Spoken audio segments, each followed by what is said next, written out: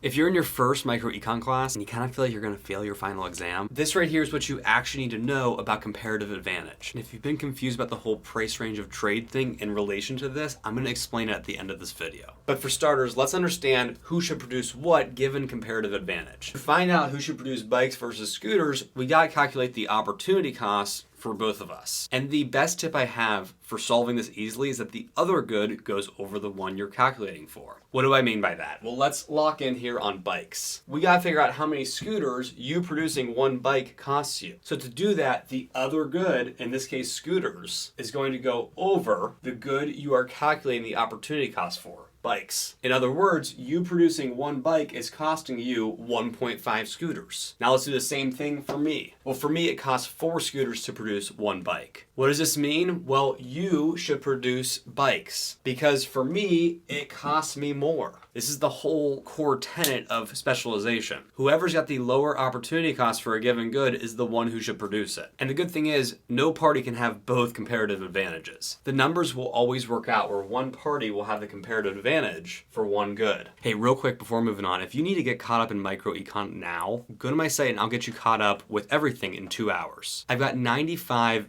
minute-long clips that step-by-step walk you through everything you need to know. And you can unlock them all for free with your email. So if that's something that would help you out, go ahead and close out TikTok, Google Crammer Nation, and you'll find me. Now, as promised, how can we figure out the price range that we would be willing to trade bikes at? It's all about that opportunity cost range. So I've mapped out here an example where we're trading one bike back and forth. To produce one bike, it costs you 1.5 scooters. And to produce one bike, it costs me 4 scooters. We've already established you're going to specialize in producing bikes because it costs you less scooters. But if I offered to buy a bike from you for 1 scooter, you'd say, no, I don't want to trade with you because it costs me 1.5 scooters to make that bike. Similarly, if you came to me and said, well, I'd offer you a bike for 5 scooters, I'd say, no, I don't need you to make my bike for me because it costs me only 4 scooters to make it. This is why the price range for trade will fall between the opportunity costs. They serve as like the range of valid prices these two parties would trade at. Like for example, if I said I'd pay you 2 scooters for one bike, you'd say, all right, cool, we're profiting 0.5 scooters, so yeah, we'll do the trade. The price range for trade always falls between the opportunity costs.